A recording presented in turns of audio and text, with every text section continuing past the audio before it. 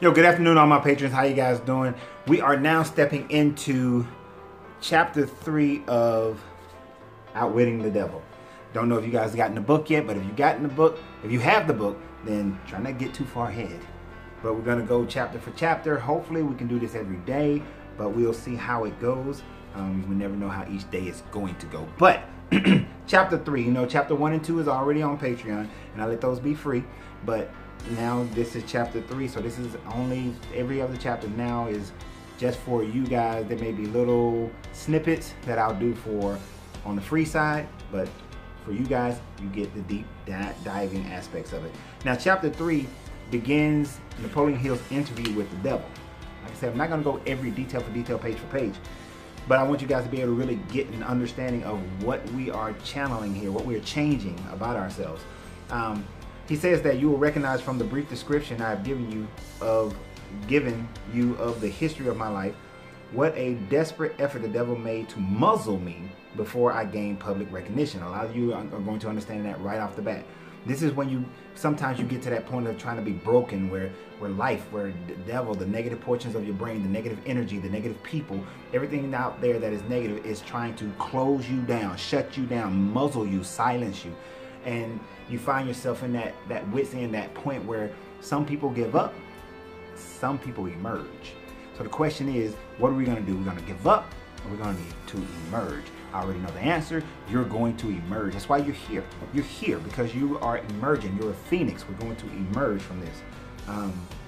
But he says this because he wanted you to have a clear picture of the final fling the devil had with him, and for you to and be it remembered for profit that it was this final fling which gave mercy a chance to turn and twist the devil's tail until he squealed out this confession. And we're going to get to the confession. And it's so vital. Because Napoleon found himself broken. He found himself had lost his 600-acre estate in the Catskills Mountain. He had lost all his money because this is before the FDIC. So all his money in the bank that he was in was gone. You know, he was in an economic downturn. Now, how bad this economic downturn was when he wrote this book, you got to realize this is the 1930s. This is like 1932, 33, 34, 35, 36, 37. But he wrote it in 1938. So you have to recognize this time frame of Great Depression. Just finished World War I. The Great Depression is going down. That started in 1929, I believe. And then here he is believing, with all the negativity going on around him, that there was little opportunity for him to teach this philosophy on success when everything around him, everybody around him was in the midst of of fear. Everybody was filled with fear of poverty, right? And with that, depression had come to me, meaning Napoleon Hill, come to me an opportunity. With that depression had come to me an opportunity to test the philosophy of self-determination. For every adversity brings it the seed of its equivalent advantage. Basically, in your worst of times, as the book was written, and it was the best of times, it was the worst of times, right? In your worst of times is an opportunity for you to apply what it is, the knowledge, the techniques, the skill set, what you've been believing in, what you've been striving for, all the axioms that you have, all the phrases, all your catchphrases. Now is the time, that time frame when you're feeling the most broken, is the time for you to now put into action all the things you say. You talk about law of attraction. You talk about mental manifestations. We went through the whole training on alchemy. Now is the time. If you're feeling broken, it's the time. Now is the time to test it. It's not only a time to test it when everything's good, when everything's moderate, but when you are at your lowest is when you test it. It's when we test it. So he was at his lowest, and it was time to test it. And he felt ashamed that he had this information, that he was broken deep down, that he didn't really believe in the philosophy that he had. He didn't really believe it. He said specifically, I was sorely ashamed to acknowledge that I was the author of a philosophy of self-determination, because deep down in my heart I knew, or thought I knew, that I could not make my philosophy pull me out of the hole of despair in which I found myself. I'm going to tell you guys something. Can't tell you how many times I've been there. I cannot tell you how many times I've been there. It's like I know the stuff. I know I'm teaching the stuff. I'm speaking to people about the stuff. But the problem is I don't believe in it myself. If you ever saw the movie Hitch, Remember the scene where he's telling his, like, you're teaching this stuff, but you don't even believe in yourself. You don't even believe in love. And he's like, love is my job, right? But in truth, he didn't believe in the concepts that he was actually teaching. You go back to that movie, you'll understand that part. You know, that should give you even more of an idea of what was going on in that scene. That you're teaching something, you're doing something, but you don't even believe it yourself. And that's the test, people. That's the test. We got to believe it ourselves. We got to find it within ourselves to believe this. So all the things that had previously lifted him to these great heights had now taken him down to this level of despair. All the things that he knew he could do on his own, all the things that he had been doing over and over again, you know, for the LaSalle University, for building all the different companies. He was doing what he can do. I just did a video not too long ago where I said I was always able to do what I can do, but now it's time to do what I desire to do what I am talented, what I'm created to do, right? So he had to form a definite plan of action, and that's what his other self did for him, form that other plan of action, all right? So despite that he had learned all this information from Andrew Carnegie, he had learned from the 500 successful people, all he was doing was following the pathway of the 25,000 failures that he had interviewed. He was following that same path, and now it was time for him to do something different. And he realized there was one thing that was missing. One thing that was missing, and that's part of the reason of this Patreon group. And I need you guys to be in the discussion because this is vital. This is vital to your success. You have to be in the discussions. I need you guys to communicate. And that thing is, despite the fact that he hadn't understood it, let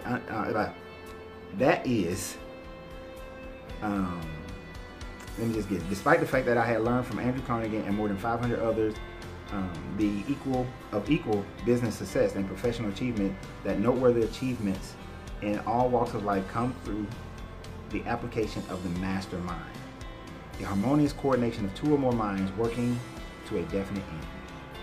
I had failed to make such an alliance for the purpose of carrying out my plan to take the philosophy of individual achievement to the world. I had been laboring as a lone wolf instead of allying myself with others of superior minds. I could shut this down right here. That could be enough right there. No matter what he had been doing it alone. I built companies alone. I had a wife, she was supportive, but she wasn't really into it. I was alone. I had another wife, she was not supportive. I'm just gonna be straight, she was not. She wanted me to shut the company down like every week, every month. She wanted me to shut it down.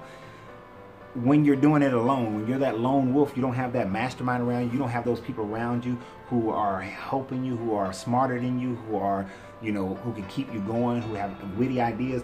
When you don't have that mastermind, it doesn't work. And the most important mastermind you can have is the one of your family, of your wife, your husband, of that spouse. That spouse is your most important mastermind because that's the one who spends the most time with you. Henry Ford had that, and that is why he became successful. You need to have that mastermind. That is the most important. So if you're single, when you're looking at somebody, and when the book comes out of Finding Your Divine Soulmate, that is vital. That's the first thing you look for in your mate. Going from the crown chakra down is their big picture. Does their big picture, does their mindset match yours? Does their vision match yours? That's second level. But does that match yours? So we have to know that. And he had that with his wife. And we'll discover even more about that as we go through each chapter. So, in his interview with the devil, he finally realized what was going on. He finally got that mastermind. But many people have questioned, did Napoleon Hill actually talk to the devil or did he not talk to the devil? Well, that's debatable. But here's the aspect of that debate that comes to a head. The devil I interviewed may have been real, just as he claimed to be, or he may have been a creation of my own imagination. So he admits it himself. Whichever he was, whether real or imaginary, is of little importance compared to the nature of the information conveyed through the interview. It's the information that is vital. Do not get hung up on, is there a devil, is there not a devil? What, is the devil manifested in the way that he says it is? For him, he says that he believes the devil is exactly who he says that he is, and we're going to cover that in a minute. But at the end of the day, it is the information provided that squares perfectly with what you've seen in your life. Is that information that will help you. Is that information is the information. They said don't kill the messenger. Understand the message. And that's the most important thing, getting the message. Right? So regardless of that, the interview went and he passed that information. Now here's one thing that he said. After forcing his way into the consciousness of the devil, Mr. Earthbound, Napoleon Hill referred to himself as Mr. Earthbound, because we are bound, not like on our way to earth. We are bound. Our physical body is bound to earth, like captive, combined, connected to earth. So Mr. Earthbound began the unwilling interview with questions which could not be evaded, meaning the devil couldn't evade the question. If you saw one of the videos I did about the show Lucifer, he said something very important there. He said that the doors of hell are never locked, except for by your mind, that the doors are always open. You can always walk out of hell. If you find yourself in hell right now, you can always walk out of hell. The hell is the imprisonment. The imprisonment of hell is in your mind. The keys are in your mind. The way to get out is in your mind. You have to realize that the doors are never locked. And it's up to you to walk out. As soon as you decide, get that definiteness of purpose, you can walk out of whatever hell you're experiencing right now. It's all in your mind. It's all up to you. Whether real or fake, real devil, fake devil, real situation, fake situation, you can walk out the door at any time. There's a part that the editor writes. She says that perhaps he'll won the right to accurate responses. Perhaps he'll won the right to accurate responses by being a thinker in control of his own mind, who mastered all his fears. This is how we walk out of the open door of hell. Thanks to this mastery and control, Hill could demand true and accurate responses from the devil. It is the control of his own fears, control of his own emotions. Think about it. If you're an emotional wreck, you cannot walk out of the hell that you're in. You have to gain control of your emotions, control of your mind, have accurate thinking. This is why gaining all the knowledge you possibly can is vital, so that you can have accurate thinking to walk out of hell. So now begins the interview with the devil. I'm not going to read every question and go over every answer, because that would take an eternity. All right. But he says that I've uncovered the secret code by which I can pick up your thoughts, meaning he can pick up the thoughts of the devil, where the devil lies. And right off the bat, the devil says that you will call me your majesty. Now, that will be a reference throughout this entire book. Now, if that makes you feel some kind of way, you got your panties in a bunch, then you're not the only one. Sharon Letcher, she felt that way when she first read that part of the manuscript, and many people will. And maybe he did it on purpose to make you feel that way, meaning Napoleon Hill. But the thing about it is you got to get out of your feelings when it comes to that. You got to get out of your emotional stance of, oh, I'm not calling the devil your majesty, because you're not worshiping the devil. You're not going to worship the devil. I bet you most of y'all, if you went to England right now, you met the Queen, you probably call her your majesty, because you'll be in the presence and you'll be respectful, and that's where you are. You're in their country. You probably will do it. I don't know. Some of you right now say, no, I won't. But hey, people say a lot of things till they find themselves in this situation. So when you find yourself in a situation facing your own devil, recognize that power. See, it's not so much that your majesty is accepting the devil as a power over you, but it's recognizing the power that it has. You see, the gun doesn't kill people. It's the power, is the person handling the gun to kill people. Now, understand, there is a power that gun has. If you don't respect that power, you will be misusing. I love the videos when people are driving these Porsches and Lamborghinis and Ferraris, and they just gun it like they can control it. And it's too powerful for them, and they wind up wrecking these Lamborghinis because it's too much power. So you have to learn how to respect that power. I'm a biker. I love riding bikes. And the first thing I tell people when they get ready to learn riding bikes, you start on that 200cc bike, and then you grow. 200, 500, 700, well, 750, 900, 1300 cc's, 1800 cc's. Learn as you grow. You just don't jump out on an 1800cc bike, right? Because you're going to lay it down, or it's going to lay you down. So recognize the power, and then how you can control the power. You understand? So I don't mind the your majesty part. But he says that he should be called your majesty because he controls 98% of the people in the world. That's a lot of control. That's damn near royalty right there. So he continues on, and he asks, what's your proof? And he says, and he goes ahead and let us know very early, some things you will understand and some you will not. In order that you may get my viewpoint, I shall describe myself and correct the false notions people have of me and place in my place of abode.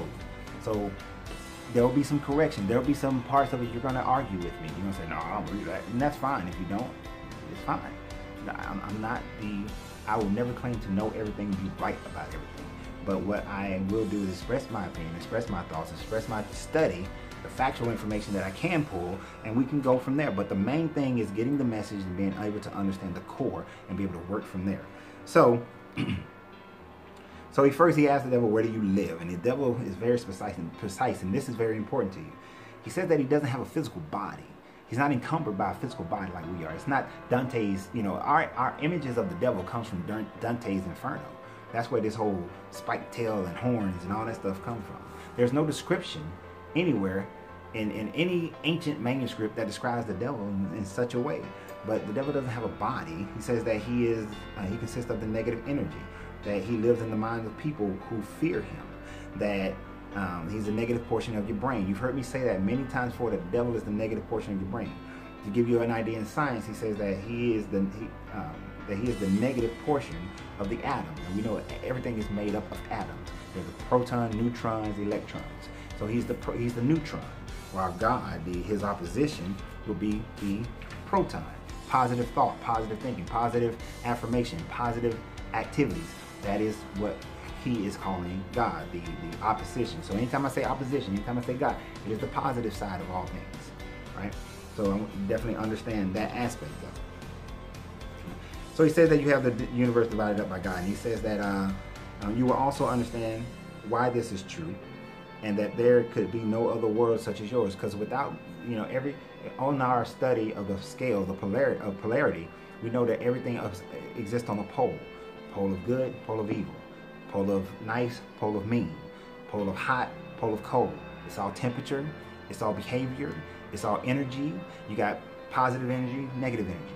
Positive thoughts, negative thoughts. It all exists on a pole. To the extreme of one is the extreme of the other. So if we got courage on one and fear on the other, then God will represent courage. Fear will be represented by the devil. You understand? So it's not so much about an entity and one aspect of the entity, but it exists on many corresponding planes. See how they're hidden within. There is alchemy. That's why I did this book after we did the Hermetics. There's the Hermetics. That's why I did this book after we did the Hermetics. All right. So if you haven't saw the Hermetics, go back and check out the Hermetics so that you can understand every aspect of what I'm saying. Or afterwards, just go and check them all out. Check them all out. Okay. There's 7. There's 7 Hermetic principles, but the principle of mentalism, there's 4 videos. So there's a lot more videos there. There's 11. All right. So he says that he controls 98% of the population, and he says that it is his business to represent the negative side of everything, including the thoughts of you earthbound people. His opposition represents the positive thoughts. So that's his responsibility, his job. It's his nature. He can't help it. That's just what the so-called devil does. Occupies the negative portions of your brain. And you say, how do you gain that control? And see, we have to understand where it comes from, the basics. How did it get started? We have to know the history. We have to know where it started, so that we can then unravel it and change it. And I know many people may want to just jump to the end, but we got to understand where it started, how it got there. He said he merely move in and occupy the unused spaces of the human brain. He sows the seeds of negative thoughts in the minds of people, so that he can occupy and control the space. So if we're not using our thoughts, if we're being lazy, lethargic, if we're not using our brain, then of course we're going to gravitate towards the negative. Think about it in these terms. You see people who, like I've been riding a train lately, the train, and on the train you have a lot of, blue collar workers, and you see that many of them, they don't think through stuff. They don't think through a lot of processes. Not all of them, but some of them don't. They know just something. You can tell the ones who don't. But all they do is ride in the train and they're complaining. There's a complaint about everything. There's a complaint about the train being late. There's a complaint about the seating. There's a complaint about the temperature. They're going to complain about the government. They're going to complain about jobs. They're complaining. Everything is a complaint. Everything is negative. They can't fathom anything positive because the devil has taken over all the unused portions of their brain and filled it with negativity. And all they can do is think negatively. You know people like that, of all walks of life. And I use the blue collar people on the train because that's what I just recently saw. I just recently experienced. But I can when I was in the Marine Corps, I found them in the Corps. I found them when I worked in IT. I found them in all walks of life when I dealt with people on a higher scale, higher financial scale. That's all they are. But they're everywhere.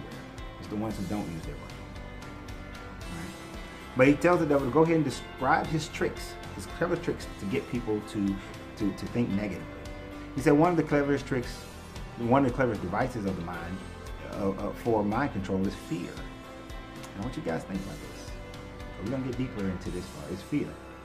Right? So he plants those seeds of fear and he grow it through use, continuous fear, and it'll grow. All right, the 6 most effective fears are the fear of poverty, criticism, ill health, loss of love, old age, and death.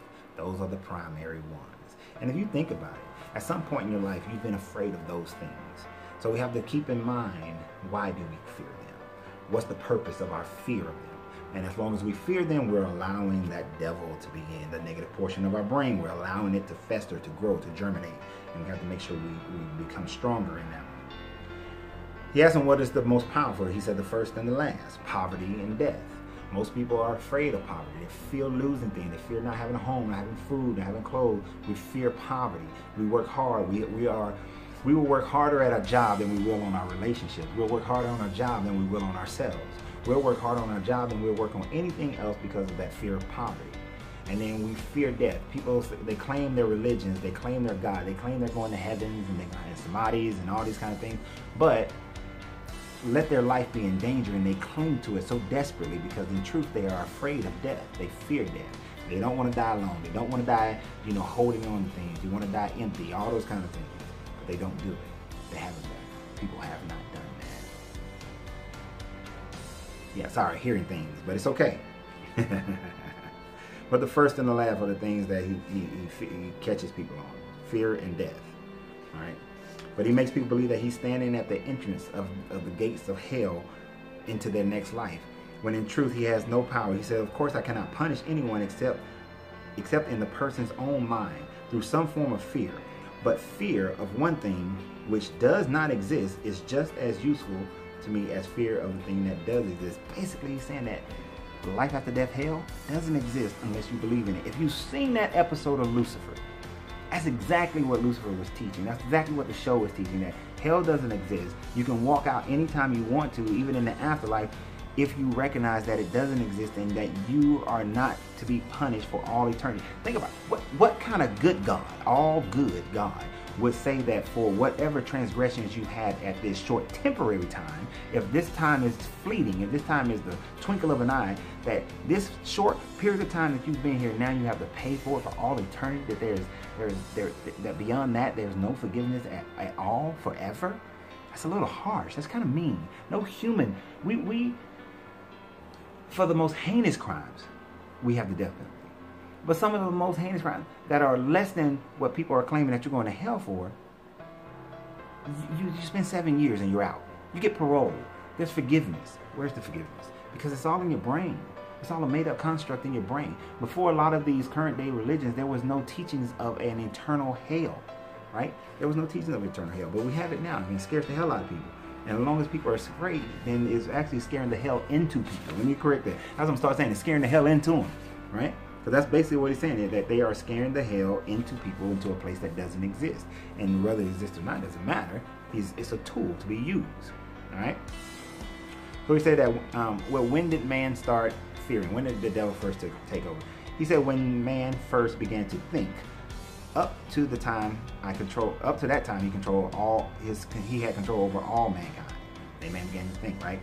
And but his enemies introduced the power of positive thought. Having lost only 2% of the people, he's only lost 2% of the people. Now this brought up an interesting thought process for me. And I'm just gonna go there just a little bit, and I want you guys to think about this on your own. In some of the most ancient manuscripts, let's start with the Bible. It talks about that man was just pretty much this being that was in the garden. Didn't know good from evil. Basically, man didn't think. He just did what he was told. Man didn't think. So then all of a sudden the serpent comes up and teaches man to think. Hey, think about this tree. Think about, what was said. I mean, are you really going to die just because you touch it, just because you eat it? I mean, think about it. Does that make sense? So the woman thought, and the woman thought, and the woman thought, and then she ate the apple, and then all of a sudden, she was thinking, and then the man ate the apple, and he was thinking, whatever the fruit was. But even before that, I want you to think about why wouldn't they eat the fruit? They didn't eat the fruit because they were told, if you eat this fruit, then in that day you shall surely die. So it wasn't a don't eat the fruit out of obedience, it was a don't eat the fruit out of a fear of death, right?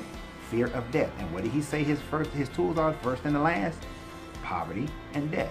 There was no need of poverty because they had everything that they needed, but death was the fear that was instilled in man in the very beginning, according to the Bible, that kept them out. Now, who instilled that fear? I did another video where I said the greatest trick the devil ever pulled was convincing the world that he was God. Right?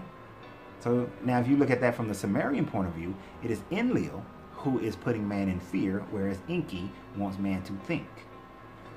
Just think about it. Just something to think about. I'm going to step back like that and let y'all think about it. All right? But I do want to discuss that aspect of it. You know, and if you're offended by that, get over it. So, so Napoleon asks him, the Earthbound says, I take it from your answer that men who think are your enemies. And he was like, it ain't right, but that's true. So, in that vein, he talks about that how he is forced. I'm messing up. He said, tell me something more about the world in which you live. And he's basically saying that he is energy. That the devil isn't purely energy, and we know thoughts are energy. And he said he occupies each individual's mind depending upon how little or what sort of thinking that person does. Now, how little you think and what type of thinking you does determines how much fear, how much anxiety, how much greed, how much of these, any of these negative thoughts you have. It's all based on your thinking. So how much devil you have in you is based on how you think and how much you think. How much, and the least amount is based on the same thing. All right? So he said you speak of the opposition. What does he mean by that? He said his opponent controls the positive forces of the world, such as love, faith, hope, and optimism. That these positive factors are all in the natural laws. These forces, these are the forces that keeps the earth and the planets and the stars in balance, but that the devil has no desire to control the universe. So people like to say that Satan tried to war against God and take over the universe. No. What he's saying is that he cares less. All he cares about is the mind of men, the human brain. Why? Because we have control over what we think, and we create our own hells. So we create the place, the space. We create the opportunity for a negative thought entity to exist. Without our thought thinking, it cannot exist. Without our fear, I should say, it doesn't exist. But as long as we're thinking and realizing using accurate thought to truly to see what things really are, there is no place. There is no place for a devil. Right? And he asked him where did he acquire his power. He said every time somebody comes through the gate, you know, the power, the mind power. Every time somebody goes through. It's kind of like the movie with the Greek gods, not the remake of Clash of the Titans, where it's like the older god, you know, Zeus and them learned to live on their love, whereas Hades learned how to live on their fear. Right? They feed. It's saying that he feeds on our fear, feeds on our mental emotion, the world mindset. That's how he gains his power. And he said that he get all who come over with any form of fear. So if you leave this planet, you leave this existence with any kind of fear, then you're captured. So it's imperative that you learn to live without fear, walk without fear of anything. Right? Okay, so he said, how do you go about your job preparing people's mind? You say his greatest weapon is poverty. He deliberately discouraged people from accumulating material wealth because poverty discourages men from thinking and makes them easy prey for him. His next one is ill health. An unhealthy body discourages thinking. Then he have countless thousands of workers on the earth who aid him in gaining control over the human mind. I'll tell you who those people are much later in a different chapter. I have these agents placed in every calling. They represent every race, creed, and every religion. Now think about it. They represent everything, everybody. So it's not like, oh, it's just one group, one place, one landscape. It's one nation. It's everywhere, everybody. But he discourages you gaining wealth, building for yourself. Why? Because it takes a lot of thinking. It takes a lot of positive momentum, positive thought. It takes a lot of affirmation. It takes a lot of courage. It takes a lot of optimism, a lot of hope in order for you to build wealth. So it takes a lot of thinking. And if it takes you all that to build it and you start to accumulate it and you start to have it, then you start to lose fear. So it's imperative, like a tree, you give off as much fruit as you possibly can produce. Relating to other videos I've done about that. Right? But he says, who are your greatest enemies on earth? And he said, all who inspire people to think, to be initiative. And you got to think this is written in 1938. So he said men such as Socrates, Confucius, Voltaire, Emerson, Thomas Paine, Abraham Lincoln. But we can go on and on. MLK, Gandhi. There are so many other people that can be named as to who inspire people to think, inspire people to take action, inspire people to make better lives for themselves. There are many people that can be named. So whomever inspires you is someone who could be named. Harriet Tubman, whomever can inspires you, that is who he's afraid of. Because those inspirations, Tony Robbins, Zig Ziglar, the whole personal development industry inspire me. So, you know, Marcus Aurelius, I love reading his philosophies. It inspires me. So whomever inspires you, and you know I love the Hermetics. So whatever inspires you, whatever causes you to think more, causes you to gravitate more towards the positive spectrum, that is who his greatest enemy is. He even said that some wealthy men serve his cause while others doing great damage. Now he talks about the Rockefeller fortune, but before people get all negative about the Rockefellers and what some of the things that they have done negatively, think about some of the things they've done positively. Without Rockefeller, we would not have Spelman University. I want you to think about that. Without Carnegie, we wouldn't have, I believe, Morehouse or Tuskegee. I can't remember which one.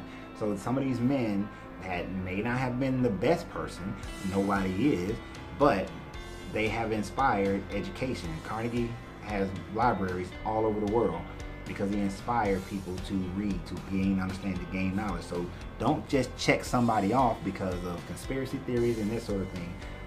Based on this book written in 1938, Rockefeller was doing a lot to give people better health, to bring people into the cities and give them better education, learn how to read, write, and arithmetic. Because before that, much of America didn't know how to read. Much of America didn't know how to write. So the public school system, Rockefeller was a big part of that. We know what it's become today. We know that part of their reason for doing it, they needed workers in the factories who knew how to manage and do things, do the basic skills. So we know they had their own interests at heart as well, but it did benefit the country. It did benefit every group of person. Without it, this country could not have built the infrastructure that it has today and that it had then, and be able to get out of to do what they did in World War II and other wars, and to be able to have the to lead the world in manufacturing and innovation for a time. So not that not that they do all good. They do some messed up things. I'm sure that there's some jacked up stuff that Bill Gates does. I'm sure everything that him and Melinda does is not great. But so let's not just take the whole thing out. Let's throw it, and just pick out the understanding. Remember, we just need the knowledge, the understanding that a person of great wealth has the ability to change the world. If you're poor, you have no money, then your ability to make changes is very minimal. You're not going to change your community with no money. You have to have money. So building wealth is not an evil thing, but actually helps you to defeat the evil of ignorance in your community. All right? Can't build a school without money. All right? So then he goes from Rockefeller to talk about what about the young people who people say, you're going straight to hell, you're going to hell in a handbasket, all that sort of thing. He said that they, he gets them yes and no. He said, he have corrupted the mind of young people, minds of the young, and teaching them to drink and smoke, but they have baffled him through their tendency of free thinking. You got to think about it, it's 19, after the roaring 20s, young people doing all kind of stuff. But here's the thing about that I want you guys to get. In here, he's going to get into this big thing about smoking cigarettes and explaining why smoking cigarettes leads people to the devil, negative thinking. Because smoking cigarettes creates a nasty habit for a person. If you smoke right now and if you feel offended, get over it. Here's why. I've dealt with smokers. In the Marine Corps, plenty of people smoke. They're smoking their cigarettes. They always got to take a break. They're taking breaks all left and right, always taking a break. Need a smoke break. They're addicted to that nicotine to the point they have to go take a break. Now the nicotine doesn't stop them from working, because see, if the big weapon was liquor, you can't come to work drunk. You won't drink all day while you're at work. Most people won't. But cigarettes you can smoke all day. And let's think, there are things people won't do in order to smoke their cigarette. There are things that people will do. They'll go stand out in the freezing cold to get that puff in and running. They'll do it to get that cigarette, right? Now, the thing about it, it's so addictive. Cigarettes are way more addictive than like marijuana. But it's so addictive that people just become lazy. Their respiratory, their health gets worse. And what do you say one of his tools? Ill health. Because ill health leads to death. The fear of death leads to the devil. Leads to the negative portions of the brain taking over. It leads to you being defeated by the devil. So cigarettes develop a bad habit. And from one bad habit, you develop another and another and another. Because if you kick cigarettes, then the bad habit that most people develop then is overeating. Some type of compensation, some type of oral compensation. And then if you develop other habits, which could be high, some more severe drugs into your system, now you develop the habit of doing certain things you would not normally do in order to get your fix. So I understand when he first said cigarettes, I was like, huh? But then I understand it a little bit deeper how the small habit leads to the next habit. But this is such a big habit. Smoking cigarettes is such a huge habit, has such a huge impact on people that people don't even realize. It's so common in life. And then he gets people by watching them copy. Kids copy their older brothers, older sisters. They copy their parents and they smoke. And people in America back then smoked like nobody's business. When I was stationed in Europe in the mid-90s, it's like Europeans smoke like nobody's business. Like everywhere you go, they smoking cigarettes. So I am so thrilled that we've moved more into a non-smoking, non-cigarette smoking environment. I know people, my former sister-in-law used to say, and she's still my sister as far as I'm concerned, but my sister always said that, I remember her used to say like, hey, cigarettes are $2 a pack, I ain't buying them, I'm gonna stop smoking. $2 a pack, she still smoking. If they $5 a pack, I'm gonna stop smoking. And then they $5 a pack. They $7 a pack, I'm gonna stop smoking. That's how bad it is. That's how bad it can be. It drains, you see, and it becomes monetarily draining as well. And of course her weight went crazy, all kinds of stuff when she did try, every time she tried to stop. But cigarettes is his best thing that he loves because it gets people to get into overindulgences of other things. And as long as you're overindulging, then you are giving into fears. Most of the time an overindulgence is because you fear something. You fear the loss of something. Remember, the loss of love is one of those things. Okay? So we have to think about it. It was written in 1938. So he was way ahead of his time as far as how he thought about cigarettes and the social impact on cigarettes. And before the medical industry really got down and dirty about the addictive nature of cigarettes. So he was ahead of his time. I want you guys to understand that. 1938, big tobacco wasn't rolling like they are, wasn't going through what they go through now. No. But he also talks about how millions of people have questioned his power, and he's gotten most of them at the gate. See, that's why I said I don't mind saying Your Majesty, because you got to recognize the power of this negative thought. Because if you treat it flippantly, as many people do, as they can just say this one word, they can do this one little thing, and then they win, then they find themselves actually losing their battle against the devil, right? Because how many times in history, in military history, has somebody underestimated their opponent? Every time somebody underestimates their opponent, they lose. We cannot underestimate this opponent. That negative thought. How many times have you got ready to start doing something, then that negative thought just takes you out of it, or destroys it, or causes you to be haphazardly do it? That negative thought is very, very powerful, and you got to respect the power of it, but recognize that we're defeating that power. We want to defeat that power. But he said that he asked no one to believe in him. He said, I prefer that people fear me. I am no beggar. I take what I want by cleverness and force. Begging people to believe is the business of his opposition, not mine. It's kind of a stab that he's taking right there. But we get what he's saying. The devil doesn't actually believe in it. He said the great strict devil of fools convinced people that he was God. The devil never said I want worshipers. Worshipers are not good. We're going to talk about that in later chapters. He get more in detail. When he talks about his agents, he gives them more detail. So we're going to save that conversation for that part.